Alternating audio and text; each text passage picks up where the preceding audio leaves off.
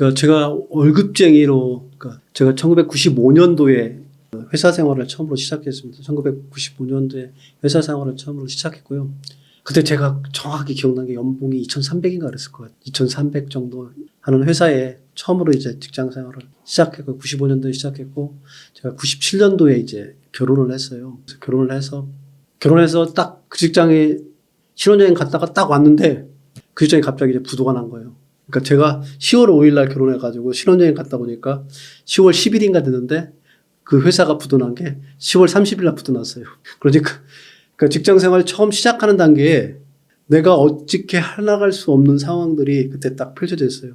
그러니까 그런 와중을 뚫고서, 그러니까 그때 당시에 제가 결혼할 때 2,500만 원짜리 저 고덕동에 있는 반자에서 시작을 했으니까, 그 고덕동에 있는 반자에서 시작해가지고 그 퇴직할 때 2020년 퇴직할 때 50억 자산으로 퇴직을 했으니까 그 25년 동안에 2,500만 원이 50억이니까 한 20배 가량을 갖다가 자산을 늘린 거니까 20배도 더 되죠. 사실은 그 2,500만 원 쪽에는 카드를 그어가지고 저희 집안 살림을 해놨으니까 한 500만 원 정도는 다 카드였으니까 한 2천만 원 가지고 시작을 한 거죠. 실질적인 돈은. 그 2천만 원이 50억까지 올라갔으니까 그러면 이게 어떻게 올라가느냐. 그걸 갖다 제가 쭉 돌이켜서 이렇게 복귀해서 이렇게 바라보니까 그 단계가 처음엔 준비기가 있고 이 준비기를 갖다가 해서 투자를 하고 이 투자했던 것들이 성숙되고 이 성숙된 걸 갖다가 사용하는 시기 이렇게 딱딱딱 구별이 되는 것 같아요. 단계별로. 그래서 제가 오늘 얘기 드리고 싶은 게 이 네 단계를 갖다가 이렇게 하나하나 좀 설명을 해드릴게요. 근데 설명하는데 뭐 투자 이론 이런 얘기가 아닙니다. 제가 그냥 살아왔던 얘기일 거예요. 아마 여러분들 중에도 지금부터 결혼해가지고 막 살아가시는 분들한테는 제가 살아왔던 얘기가 먼 나라, 당나라 때 얘기 이런 게 아니라 여러분들보다 25년 전에 있었던 얘기이기 때문에 여러분들이 지금에도 충분히 활용에 관한 얘기일 것 같아서 그냥 허심탄회하게 좀 말씀드리도록 하겠습니다. 그래서 처음에 준비기는 그때였어요. 결혼하자마자 이제 그때가 전 딱 준비기를 해야 되겠다는 생각을 했습니다. 왜 준비를 해야 되겠다는 생각을 했냐면 2,500만 원짜리 그 반지하에서 있는데 제가 월급이라는 걸 딱 받아가지고 왔는데 100만 원이 안 넘어갔어요. 근데 카드 값은 매달 나올 거 아니에요. 카드 값은 나올 거고. 그리고 저는 이제 애가 임신한 상태에서 결혼해가지고 5개월만 있으면 이제 제 아들이 이제 5월 생일이니까 5개월 후에 우리 아들이 바로 태어난단 말이에요. 그러면 돈 들어갈 일이 너무 많은데 그러면 어디서 어떻게 살아갈 것인가에 대한 그때 당시 고민이 너무 컸어요. 그래서 그렇게 해서 생활하려는 것만도 버거운데 그때 저희 와이프가 저한테 그런 얘기, 어차피 생활은 힘들 것 같다. 100만 원 안 되는 사람을 가지고서 이렇게 살든 저렇게 살든 100만 원 쓴다. 100만 원을 다 쓴다고 덜 힘들고 90만 원 쓴다고 덜 힘들 거 아니다. 그러면 차라리 미래를 위해서 뭔가 하나 좀 준비하는 것들을 해놔야 되겠다. 그래서 100만 원의 월급 중에 우리는 무조건 10만 원은 띄워놓자. 이게 저는 준비의 시작이었던 것 같아요. 그러니까 자산을 준비하는 기간은 자기가 벌었던 금액에 어떻게 하든지 일부는 띄워놓고 쌓아놓을 준비를 하는 거. 이게 바로 준비의 첫 번째 부분인 것 같아요. 그래서 그때 진짜 와이프 10만 원 딱 띄워놨어요. 진짜 가슴 아프죠. 100만 원도 안 되는 금액을 갖다가 중에서 10만 원을 딱 띄워놓고 나머지 가지고 우리 살아. 그래서 이걸 은행에 적금으로 집어넣었어요. 10만 원 무조건 적금으로 집어넣고 나머지 가지고 살아나는데 진짜로 딱 3일 살더라고요. 나머지는 진짜로 이런 얘기하면 진짜 구질구질한 얘기인데 처갓집이 시골에서 농사 짓고 있으니까 처갓집에 와이프가 전화해가지고 쌀 붙여달라고 그래서 처갓집에서 쌀을 오고 나는 웬만하면 회사에서 식사를 하고 그렇게 해서 이렇게 하다 보니까 3일 만에 돈 다 떨어지고도 꾸역꾸역 견뎌가더라고요. 이렇게 계속 견뎌가니까 다달에 10만 원 해가지고 제가 그러니까 1997년부터 제가 2000년도에 회사로 딱 다른 회사로 이직하기 이전까지 그 생활의 연속이었어서 10만 원, 20만 원, 10만 원, 20만 원 그렇게 해서 연속적으로 하는 생활 속에서 그렇게 해서 준비를 금액은 조금이라도 마련하겠다는 생각으로 그래도 그 월급의 일부를 갖다가 꼬박 해왔던 것들이 언제 빚을 발했냐면요. 그러고 난 이후에 직장을 딱 옮기니까 그때는 100만 원도 안 됐던 게 직장을 딱 옮기자마자 왜냐면 직장을 옮기는 회사는 보너스라는 거 다 나오니까 직장을 옮기자마자 제가 350만 원인가 받더라고요. 350만 원을 받으니까 와이프가 어차피 우리 100만 원에 썼던 습관들 지금 자기가 회사를 옮겼다고 바뀔 필요가 없다. 그러니까 거의 200만 원 가까이를 그때부터 계속 한 거예요. 조금 직급이 올라가면 더 올리려고 하니까 그러다 보니까 무슨 일이 벌어졌냐면 제가 1997년도 그때부터 시작했던 10월에 시작해서 2007년도에 보니까 저희 통장에 2억 3천만 원 있더라고요. 2억 3천이 있다는 얘기는 뭐냐면 다달에 평균적으로 200만 원씩을 준비를 한 거예요. 자산의 준비를 200만 원씩. 10년 동안 그래서 2억 3천이 딱 모아지더라고요. 그래서 제가 말씀드린 것처럼 지출 관리하면은 다 가능하다는 얘기가 전 경험 속에서 나오는 얘기예요. 만약에 자산의 준비기를 갖춰서 자기가 자산을 어느 정도 자산을 갖다 키워나가겠다 마음먹는 사람이면 이 준비기를 거치지 않고서는 불가능합니다. 그래서 저도 부도난에서부터 시작해서 그 없는 금액을 갖다가 조금씩 모아가면서 직장을 옮기고 난 다음에 조금 월급이 많아지니까 더 많은 금액을 하면서 해와서 10년 만에 2억 3천이라는 그런 준비금을 자산 준비금을 만들 수 있었던 것들 그 10년의 준비 기간이 결국은 다른 모든 스텝을 나갈 수 있는 가장 기본 바탕이 된 겁니다. 저도 했어요. 뭐 여러분들이랑 못할까요? 여러분들 다 가능합니다. 여러분들이 지금 받고 있는 월급이 그때 저 100만 원 수준, 부도난 회사의 100만 원 수준보다 더 많을 거래요, 다. 전 더 많을 거라고 생각합니다. 그래서 중요한 건 뭐냐면 준비기를 거쳐야 되겠다. 준비기를 가져가야 되겠다. 그거에 대한 부분에 대한 것들을 명확하게 여러분들이 정립하셔야 돼요. 그러고 나서 시작을 하면 다 가능합니다. 근데 저는 이렇게 해보니까 이런 것들을 가능할 때 어떤 부분이 가장 중요한 요소냐면요. 부부간의 합이더라고요. 그러니까 결혼하신 부분이 두 분이서 서로 다른 생각을 가지고 있으면 이게 합이 일어나지 못하면 자산 준비기는 절대로 불가능합니다. 이 자산 준비기는 진짜 부부의 합이 반드시 필요한 시기예요. 서로 간에 합의점이 없으면 이게 못 만들어지는 시기입니다. 그래서 그런 합의점을 만들어낼 수 있는 시기를 갖다가 최소한 10년 정도, 그러니까 20대 직장 생활하면서 결혼하고 나면 10년 정도까지는 무조건 투자 이런 거 생각하지 마시고 그 시간에 그때는 뭐냐면 자산 준비금을 만들겠다. 그래서 이 준비 기간을 충실하게 가져갔다. 그래서 무조건 저는 정기 적금 같은 걸 통해 가지고 쭉 쌓아가기를 바랍니다. 이렇게 해서 쌓아간다 그러면 누구나 다 준비기를 충분히 거칠 수가 있다고 생각합니다. 그러고 나면은 한번 이 2억 3천을 이 준비기를 거친 사람은 어떠냐면요. 투자기 성수기 때도 준비기처럼 할 수 있는 근력이 이미 몸 안에 있어요. 지출 통제 능력이 있기 때문에. 그래서 그 이후에 나가는 부분들은 훨씬 수월해요. 그래서 그렇게 평생을 살 거냐? 그렇게 살라고 제가 여러분들한테 얘기해 주는 게 아니에요. 딱 10년의 그 준비기만 딱 해놓고 나면 그 다음에 몸에 익으면 그 나머지 기간에는 진짜 여유로워요. 더 행복하게 살 수도 있어요.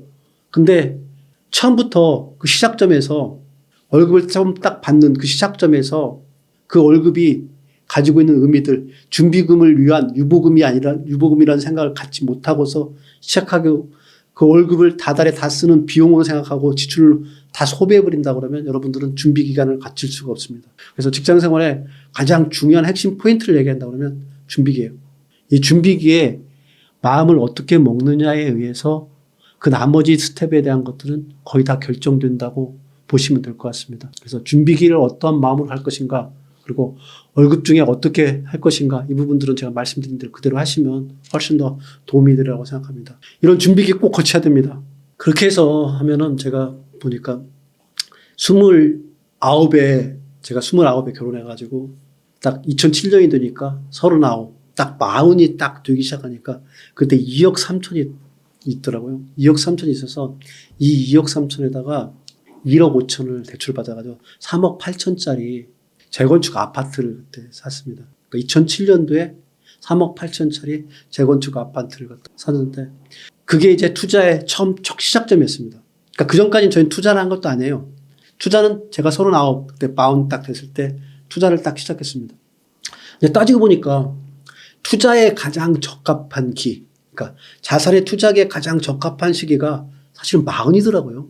지금 이렇게 돌이켜서 복귀해서 보니까 왜냐하면 40 정도 되니까 그때 40 됐을 때는 제가 팀장을 달았거든요. 그러니까 팀장을 다니게 되면 팀장 수당부터 해가지고 월급이 많이 올라가서 그래서 월급 때문에 내가 레버리지 대출을 받더라도 그 대출에 대한 것들을 갚아낼 수 있는 능력들이 그만큼 많이 커졌더라고요.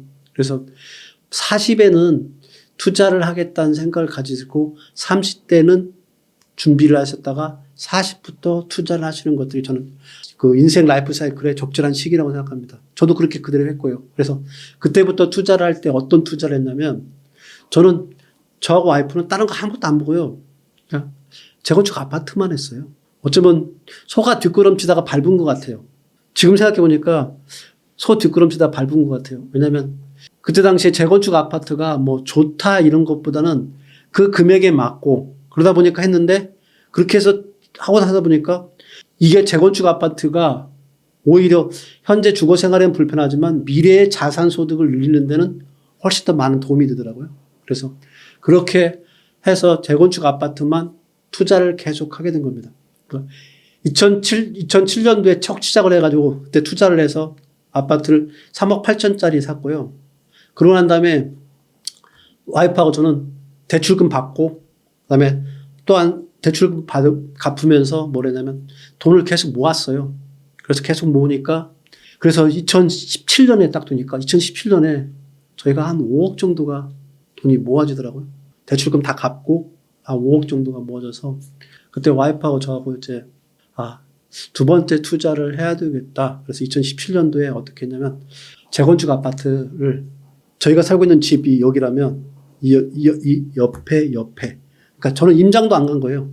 옆에가 어떤 아파트인지 누구보다 잘 알잖아요. 그 옆에 살았고 그 옆에 아파트가 어떤 구조인지 너무 살아서 이 아파트를 갖다가 2017년에 한꺼번에 전세 끼고서 두 채를 샀습니다. 5억씩 주고 5억.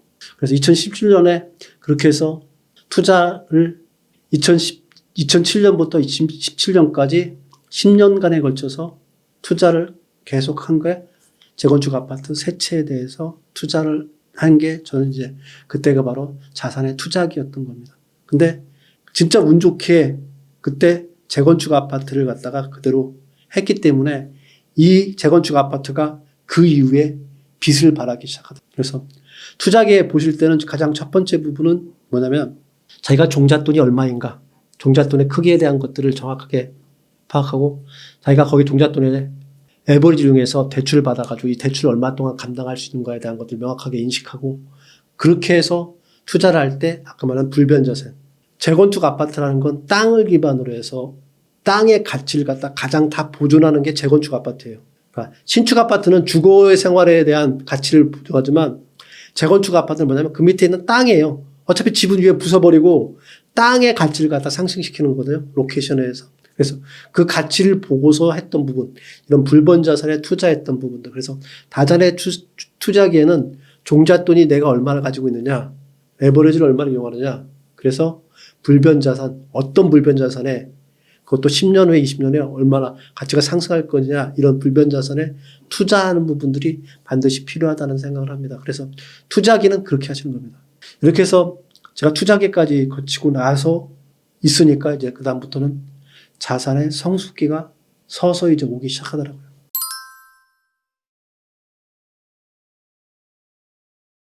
그러니까 자산의 성숙기는 제가 2017년부터 2020년, 어쩌면 5년 되겠대요. 2022년까지는 계속 집값이 상승했으니까요. 그러니까 2017년에 샀던 것들이 2022년이니까, 그러니까 제가 5억 주고 샀잖아요. 이 5억이 15억이 올라갔더라고요. 2017년부터 집값이 계속 상승하기 시작해가지고 15억까지 상승을 하더라고요. 그러니까 두 채가 다 5억 주고 샀던 것들이 15억까지 올라가니까 그것만 해도 갑자기 제가 5억, 3억 8천이니까 기껏해야 14억, 15억 정도 있는데 이게 그 성수기를 딱 지나고 나니까 갑자기 50억까지 올라가 있는 거예요. 15억이 50억까지 이렇게 점프가 되는 거예요. 그래서 자산은 성숙기가 반드시 필요하다는 부분들을 여러분들 아셔야 돼요. 그러니까 당장에 짧은 기간 내에서 이게 자산을 갖다가 투자해 놓고 이 투자에 대한 수익을 바라보서 바라볼 게 아니라요. 성숙기가 기다리면 와요. 저 같은 경우는 빨리 5년 내에 온 거고 10년 아니면 15년, 20년까지 이렇게 쭉 바라보는 것들이 이 성숙기를 기다리는 의미예요. 이렇게 하게 되니까 제가 10억밖에 안 됐던 그 자산이 갑자기 50억까지 쭉 올라가는 형태로 가더라고요. 그래서 1997년도에 제가 2,500만 원으로 시작을 했다고 하잖아요. 정확하게 2천만 원이니까 2천만 원 시작했던 것들이 2022년까지는 50억이라는 자산으로 이렇게 쭉 상승을 한 거예요. 그 상승의 폭은 이렇게 가다가 2017년부터 그 5년 사이에 확 찐 거예요. 이렇게 급격하게. 그래서 이런 성숙기라는 건 반드시 필요하고, 이 성숙기는 사실은 성숙기가 빨리 오느냐 늦게 오느냐는 나중에 문제고, 그 성숙기가 거치고 난 다음에 올라간다는 걸 인식하는 것들이 중요하다는 거. 그래서 성숙기가 거치고 난 다음에 자산은 만들어진다는 거에 대한 것들을 꼭 이해하셔야 됩니다. 그래서 이렇게 가지고 성숙기까지 딱 하고 나면 이제 그 다음부터는 사용기는 훨씬 더 쉬워진다고 보여질 수 있습니다. 그렇게 해서 이제 자산이 모여진 부분들을 가지고서 이제 어떻게 효율적으로 사용하냐는 거는 의외로 생각보다 더 쉬워요, 이제. 그러니까 올라가기까지가 어려운 부분인데 이후에 사용하는 것들은 쉬워요. 그래서 지금 그 많은 채널들 중에 이제 그런 퇴직자들을 위한 채널에서 많은 얘기할 때 퇴직 이후에 어떻게 돈을 벌 건가에 대한 얘기를 하는데, 저는 퇴직 이후에 어떻게 돈을 벌 건가 얘기하지 않습니다. 퇴직 이후에 돈 벌 수 없어요. 저 지금 베스트셀러 작가로서 있지만 생활비 정도밖에 못 벌어요. 퇴직 이후에 돈을 벌 수 있는 부분들은 불가능해요. 특히 저처럼 월급쟁이로 직장생활 25년 뭐 임원까지 하고 나온 사람들이 그걸 나오고 난 다음에 다른 퇴직한 이후에 일자리를 잡거나 아니면 사업을 해가지고 돈을 갖다 벌어낼 수 있다? 그때는 어떠냐면 퇴직 이후에는 그 돈을 얼마나 효율적으로 사용하느냐에 대한 것들을 생각을 하셔야 돼요. 그래서 저는 자산의 사용기는 퇴직 이후에, 은퇴 이후의 삶의 모습이라고 생각합니다. 그때는 가진 돈을 갖다가 더 증식시키려는 생각을 아예 버리시고요. 지금 가지고 있는 돈을 얼마나 효율적으로 잘 사용할 건가 생각을 하셔야 됩니다. 그래서 보통은 이제 자산 성숙기까지는 보통은 이제 웰스라고 해서 부가 자산을 갖다 쌓아가는 상태예요. 웰스. 근데 이 이후에 사용기에는 리치라고 해서 어떻게 적절하게 가지고 있는 자산을 소비해 갈 거냐. 자산을 소비하러 가는 건 현금을 소비하는 거와 또 다른 거예요. 이 자산을 갖다 현금으로 전환을 어떻게 시킬 건가에 대한 것들이 이제 기술이 필요한 겁니다. 퇴직 연금 형태로 해서 받는다든가 아니면 모기지로를 해가지고 내가 주택을 가지고서 일부의 금액을 갖다 계속 받아가면서 사용한다든가 이런 기본적인 자산 사용에 대한 설계들을 갖다가 그때부터는 필요한 겁니다. 그래서 자산이라는 거를 월급쟁이가 2,500만 원에서 50억까지 만들고 이 50억을 갖다 어떻게 잘 사용하는 것까지가 저는 자산의 기본적인 라이프 사이클이라고 생각합니다. 근데 대부분의 사람들은 자산을 증식하는 선에서 끝나고 그 이후에 사용기에 대해서 깊은 관심을 안 갖더라고요. 근데 사용을 어떻게 할 것이냐가 훨씬 더 중요합니다. 자산의 가치를 효율적으로 사용하면서 내 삶을 윤택하게 어떻게 만들 건가에 대한 것들을 저는 요즘 생각하는 가장 큰 고민은 그겁니다. 그래서 2,500만 원에서 50억까지 올라왔지만 이 50억을 갖다가 제가 다 쓰고서 제가 무덤 안에 들어갈 때까지 나의 자산 사용기는 지금부터 진행됐고요. 그 기간 동안에는 이 자산이 내 삶을 윤택하게 해주는 거, 내 생활을 윤택하게 해주는 거, 그런 방법으로 만들어가고자 지금 현재 노력하고 있고요. 그런 의미들을 갖다가 많이 담아내려고 노력하면서 제가 책을 쓴 겁니다. 언제까지 흘러가는 대로 살 것인가 이런 책을 썼던 이유도 그런 것들이에요. 자산을 갖다가 버는 것들도 중요하지만 그걸 어떻게 사용하면서 퇴직 이후의 삶을 행복하게 살 것이냐 이 부분에 대한 얘기를 좀 하고 싶다는 마음에서 그걸 했고요. 그렇게 해서 한다 그러면 그 많은 이 고민들을 갖다가 그러니까 조금은 제가 해소하고서 제 삶을 내 주도적으로 살아갈 수 있지 않을까 하는 생각으로 말씀을 드렸습니다. 그래서 여러분들한테 자산을 어떻게 준비하고 어떻게 투자하고 어떻게 성숙을 시키고 어떻게 사용을 할 것인가에 대한 것들을 좀 간략하게 말씀드린다면 월급쟁이가 처음 시작하는 시절 월급을 딱 받는 순간에 나는 자산 준비를 언제까지 해야 되겠구나 하는 것들, 기간에 대한 것들을 명확하게 설정하는 것들이 굉장히 중요한 부분입니다. 그래서 자산을 준비기는 20대, 30대까지 하시고요. 그 다음에 40대에서 50대까지는 투자를 하시고요. 50대 이후부터는 그 투자해 두는 자산들이 성숙할 수 있는 불변 자산에 투자를 해놓는다고 그러면 자기가 알아서 불변 자산이 성숙해 갈 거예요. 그렇게 해서 성숙해 가서 65세, 요즘 이제 노인 연령이 65세니까 65세 정도가 되면은 그 자산이 가지고 있는 자산들이 알아서 내가 사용할 수 있는 돈으로서 계속 전환을 이루어질 수 있게 그렇게 되기 때문에 그런 라이프 스타일을 만들어 놓는 것들이 여러분들의 삶이 훨씬 더 윤택하다는 생각에 말씀을 드렸습니다. 고맙습니다.